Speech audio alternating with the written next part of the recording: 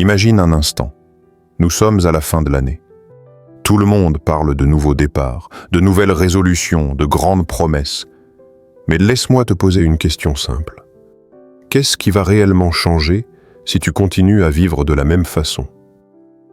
Jack Ma a dit un jour, « Si tu ne changes pas, tu seras exactement au même endroit dans 5 ans. » Le calendrier ne change rien.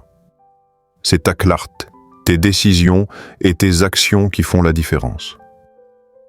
Aujourd'hui, on va résumer ce qui sépare ceux qui avancent de ceux qui rêvent, en 5 points essentiels. Il y a un moment précis que presque tout le monde connaît. Minuit approche. Le compte à rebours commence. Les chiffres défilent.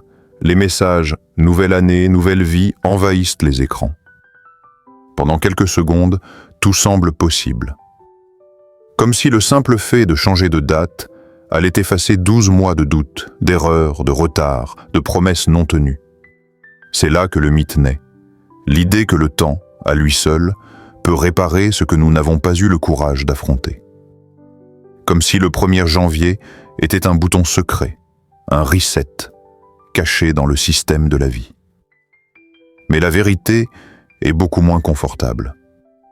Quand le réveil sonne le 2 janvier, tu te réveilles avec le même esprit, les mêmes habitudes, les mêmes peurs. Le décor a changé, mais le personnage est resté identique. Jack Ma l'a compris très tôt. Il l'a dit sans détour. L'opportunité ne se trouve pas dans le futur. Elle se trouve dans ce que tu fais maintenant. Cette phrase dérange parce qu'elle enlève toute excuse. Elle détruit l'illusion du plus tard. Elle te force à regarder le présent en face. Car attendre le bon moment est rarement un acte de sagesse. C'est souvent une fuite déguisée. Une manière élégante de dire « Je ne suis pas prêt à prendre le risque ». Beaucoup de gens passent leur vie entière à préparer un futur imaginaire. Ils disent « Quand j'aurai plus de temps, quand j'aurai plus d'argent, quand j'aurai plus de confiance ». Mais le futur n'est pas un lieu où l'on arrive préparé.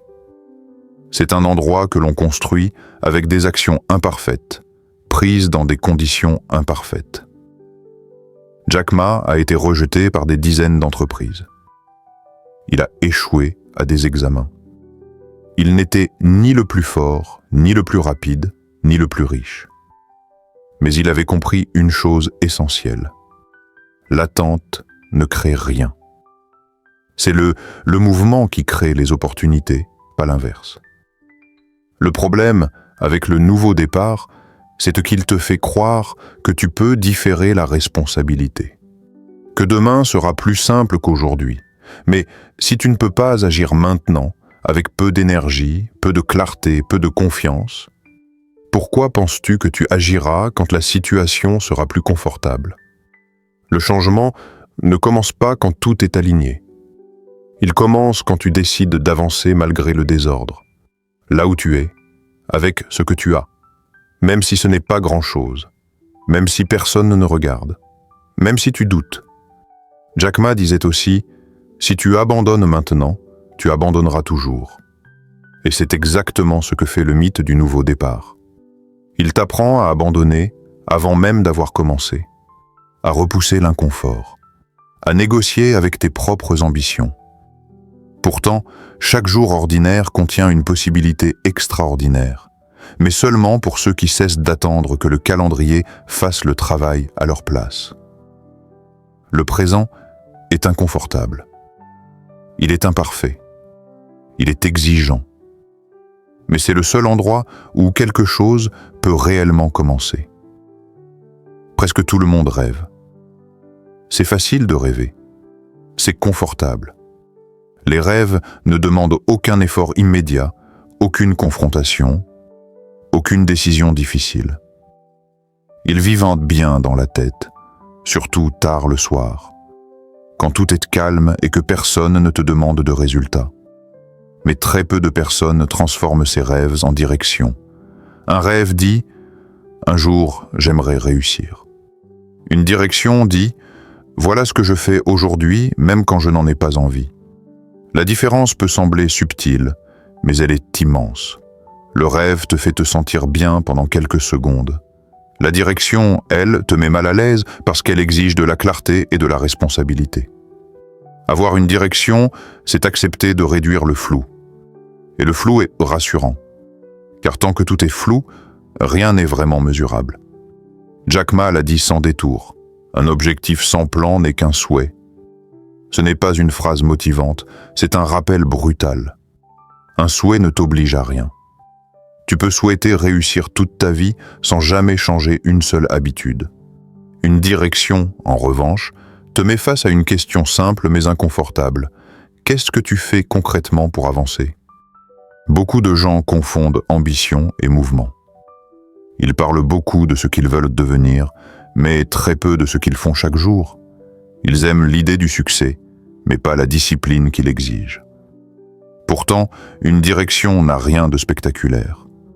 Elle n'a pas besoin d'être parfaite. Elle commence souvent par une décision minuscule, presque ridicule mais claire. Jack Ma n'a pas commencé Alibaba avec une vision détaillée de l'empire mondial qu'il construirait. Il savait seulement qu'il voulait connecter des entreprises chinoises au monde, et il a pris les étapes une par une. Pas parce qu'il voyait tout le chemin, mais parce qu'il savait dans quelle direction marcher. Avoir une direction, ce n'est pas prédire l'avenir. C'est réduire l'hésitation. C'est décider que même si tu ne sais pas comment tout va se passer, tu sais au moins quelle est la prochaine action concrète. Pas la meilleure action, pas l'action parfaite, juste la prochaine. Le problème avec les rêves, c'est qu'ils te permettent de rester immobile tout en ayant l'impression d'avancer. Tu peux rêver pendant des années et appeler ça de la réflexion, mais une direction te force à agir avant de te sentir prêt. Elle transforme les grandes idées en petites décisions quotidiennes.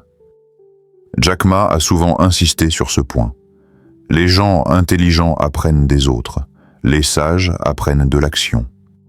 La direction naît dans l'action, pas dans la réflexion infinie. Tu ajustes en marchant, tu comprends en faisant, tu gagnes de la clarté après avoir avancé, jamais avant. Quand tu sais où tu veux aller, même vaguement, chaque journée change de saveur. Elle n'est plus juste quelque chose à traverser, mais quelque chose à utiliser. Chaque choix devient soit un pas dans la bonne direction, soit un détour. Et cette simple distinction transforme complètement la manière dont tu vis ton quotidien. Un rêve te berce. Une direction te réveille. La plupart des gens ne manquent pas de talent. Ils manquent de patience. Ils veulent tout de suite.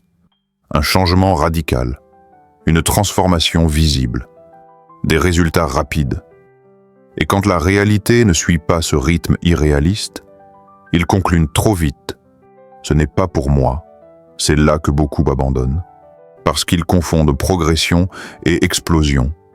Ils pensent que pour réussir, il faut un moment spectaculaire. Un déclic massif. Une révélation soudaine. Mais la vérité est beaucoup plus discrète, presque ennuyeuse. Et c'est justement pour ça qu'elle fonctionne. La constance bat l'intensité. Jack Ma en est l'exemple vivant. Avant Alibaba, il a échoué encore et encore. Des refus, des portes fermées, des humiliations silencieuses. Et pourtant, il continuait. Pas parce que chaque jour était extraordinaire, mais parce que chaque jour comptait. Il l'a dit lui-même. Aujourd'hui est difficile, demain sera pire, mais après-demain sera magnifique. Cette phrase n'est pas optimiste. Elle est honnête. Elle prépare à la friction. Elle annonce clairement que le chemin ne devient pas immédiatement plus facile. Mais elle laisse entendre quelque chose de fondamental. Ceux qui tiennent assez longtemps finissent par voir le paysage changer. Les grandes réussites ne sont pas construites sur des journées exceptionnelles. Elles sont construites sur des journées ordinaires, empilées les unes sur les autres. 30 minutes par jour, une action claire, un engagement simple, mais non négociable. Pas quand tu es motivé, pas quand tu te sens inspiré, mais quand c'est banal, quand c'est répétitif, quand personne ne regarde. La plupart des gens sous-estiment ce qu'ils peuvent accomplir non, parce qu'ils surestiment ce qu'ils peuvent faire en une semaine. Ils veulent des preuves immédiates que leurs efforts valent la peine. Mais la réalité fonctionne différemment. Les résultats arrivent souvent en retard. Comme un intérêt composé invisible pendant des mois, Jack Ma n'a pas construit Alibaba en un éclair. Il a construit une habitude de continuer quand rien ne semblait fonctionner. De répéter les mêmes gestes, d'améliorer les mêmes processus, même quand le progrès n'était pas visible. Et c'est exactement là que se joue la différence. Les petits pas sont faciles à mépriser. Ils ne nourrissent pas l'ego. Ils ne créent pas d'applaudissements. Mais ils créent quelque chose de bien plus puissant, du momentum. Chaque petite action répétée enlève une partie de la résistance mentale. Chaque jour où tu agis, même un peu, tu rends l'action du lendemain plus facile. Ce n'est pas spectaculaire, mais c'est irréversible. Un engagement simple, répété sans négociation, finit toujours par te transformer. Pas parce qu'il est grand, mais parce qu'il est fidèle. Et plus tu avances, plus tu réalises que ce que tu appelais autrefois discipline devient simplement ton mode de fonctionnement. On t'a fait croire que les gens qui réussissent se lèvent chaque matin remplis d'énergie, de feu, de certitude, qu'ils sont portés par une motivation constante, presque naturelle. Comme si l'envie précédait toujours l'action, comme si l'élan était une condition obligatoire pour avancer. La réalité est exactement l'inverse. Si tu attends d'être motivé, tu peux attendre toute ta vie, parce que la motivation n'est pas une source fiable. Elle est instable, émotionnelle, capricieuse. Elle vient quand tout va bien et disparaît dès que l'effort devient inconfortable. Jack Ma ne l'a jamais romantisé. Il a été direct, presque brutal. Ne te plains pas, agis. Si ça ne marche pas, essaie encore. Cette phrase enlève toute négociation intérieure. Elle ne laisse pas de place aux excuses déguisées. Elle ne demande pas comment tu te sens. Elle te demande seulement qu'est-ce que tu fais. Les personnes qui avancent ne sont pas plus motivées que les autres. Elles doutent, elles hésitent, elles ressentent la même fatigue mentale, la même résistance, la même envie d'abandonner. La seule différence, c'est qu'elles n'attendent pas que ces sensations disparaissent pour agir. Elles ont compris quelque chose de fondamental. L'action crée l'état d'esprit, pas l'inverse. Quand tu agis, même sans envie, ton cerveau s'adapte. Il commence à suivre. Il crée de la clarté là où il n'y avait que du flou. Mais quand tu restes immobile en attendant de te sentir prêt, ton esprit tourne en boucle, amplifie les doutes, invente des raisons de ne pas commencer. La motivation est souvent une récompense, pas un point de départ. Jack Ma a traversé des périodes où rien ne fonctionnait, où les critiques étaient constantes, où les résultats tardaient. Il n'a jamais dit qu'il se sentait toujours confiant. Mais il a continué à avancer, même quand la progression semblait invisible. La discipline, ce n'est pas se forcer violemment. C'est décider à l'avance que certaines actions ne sont pas négociables. Quand tu décides que tu agiras même fatigué, même incertain, même sans envie, tu enlèves au cerveau son pouvoir de sabotage. Tu n'as plus besoin de te convaincre chaque jour. Tu exécutes. Et cette exécution répétée devient une identité. Les gens qui réussissent ne se demandent pas tous les matins s'ils vont agir. Ils ont déjà répondu à la question la veille. Et parfois, ils avancent à moitié. Parfois lentement, parfois maladroitement. Mais ils avancent quand même. Douter n'est pas un problème. Être fatigué n'est pas un problème. Ne pas avoir envie n'est pas un problème. Le vrai problème, c'est de croire que ces états doivent disparaître avant que tu passes à l'action. Jack Ma l'a montré encore et encore. La plainte ne produit rien. L'analyse excessive non plus. Seule l'action, même imparfaite, crée un terrain sur lequel quelque chose peut évoluer. Chaque fois que tu agis sans motivation, Tu entraînes ton esprit à obéir à tes décisions plutôt qu'à tes émotions. Et à force de répétition, ce que tu appelais autrefois discipline devient une seconde nature. Il y a un moment précis où presque tout le monde décroche. Pas au début, pas au moment de l'enthousiasme, mais après les premiers efforts, quand la réalité ne correspond pas aux attentes. Quand le plan rencontre la résistance. Parce que oui, tout plan rencontre des obstacles, et tout parcours contient des erreurs. Ce n'est pas un défaut du chemin, c'est le chemin lui-même. Le problème, ce n'est pas l'erreur. Le problème, c'est l'interprétation que tu en fais. Beaucoup de gens voient l'échec comme un verdict, un signe, une confirmation silencieuse que ce n'était pas pour eux.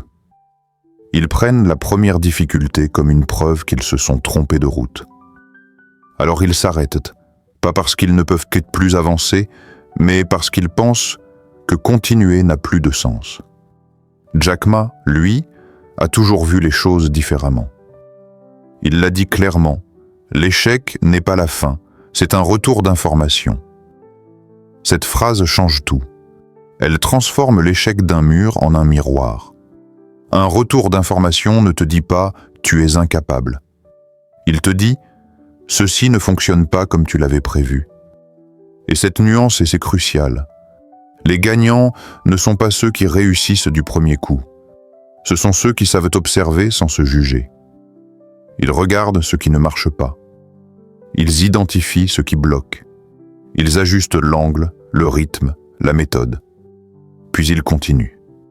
Jack Ma a vu ses idées rejetées encore et encore. Pas une fois, pas 2 fois, des dizaines de fois.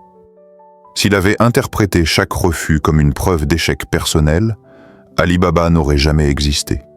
Mais il a fait autre chose. Il a observé, il a appris, il a corrigé, encore et encore. L'abandon est souvent présenté comme un soulagement, comme une forme de sagesse. Mais dans la majorité des cas, ce n'est pas de la lucidité, c'est de l'épuisement mal géré. C'est une fatigue mentale qui n'a jamais été analysée, jamais ajustée. Ajuster, ce n'est pas tout remettre en question. Ce n'est pas repartir de zéro à chaque difficulté. C'est affiner, simplifier, réorienter légèrement. Les personnes qui progressent ne cherchent pas à être parfaites. Elles savent que la perfection est une excuse sophistiquée pour ne jamais être satisfait. Elles cherchent quelque chose de beaucoup plus puissant, le progrès visible. Un petit progrès te dit que tu es encore en mouvement. Un ajustement te prouve que tu apprends.